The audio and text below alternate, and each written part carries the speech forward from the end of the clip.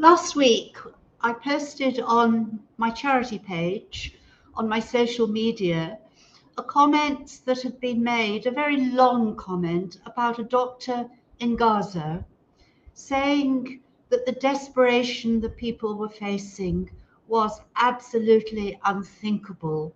There was starvation at a level we didn't understand. There was nothing there at all. They were just walking through rubble. It affected the humans and the animals. I felt I was duty bound to post that. And I did check with the Charity Commission because our charity in the UK is regulated by the Charity Commission. And as a regulated charity, I am able to talk about humanitarian issues around the world and how we can help. What I couldn't do, I couldn't send any of our donations to Gaza because the donations that come in to the trust are governed by our constitution and must be spent on working animals. So I hope people understand that. And I got a bit of criticism. I had to block a couple of people. And some folk were saying we were a charity and we shouldn't express a political view. Well, I want to say now that everything we do is political. If I choose to work and save working animals in Morocco, that is political. I'm taking them off the streets in the situation when perhaps the government can't.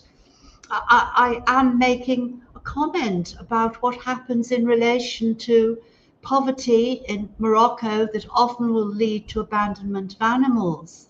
That happens to all of us in charities. What I can't do is enter into party politics. So therefore, it would be quite wrong of me when I was posting about Gaza to say I supported Gaza, I supported Hamas, I supported Israel. I can't do that, and I didn't do that. If you listen very carefully to what I say, it was purely supporting humanitarian relief.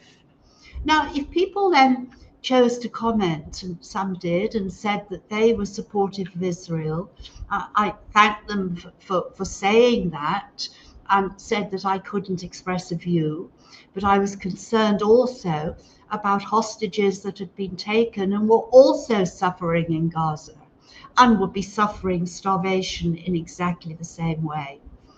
And so the debate goes on and on. But somebody sent to me this week, a very good friend here in Morocco, sent me this statement from Albert Einstein. And I think we'd all have to agree there can't be any dispute, one of the greatest philosophers of our time. And he said, if I were to remain silent, I'd be guilty of complicity.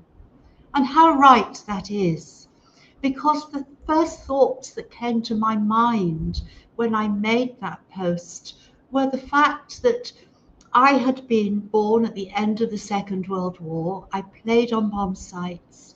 I saw news as a child.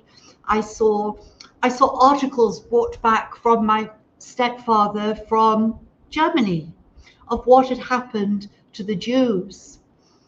And so many people remained silent for the duration of the war. And then there was a huge shock when those camps were exposed at the end of the war. And that has always been with me for my whole life. I will not remain silent. I really won't. And I hope you understand that. Goodbye for now.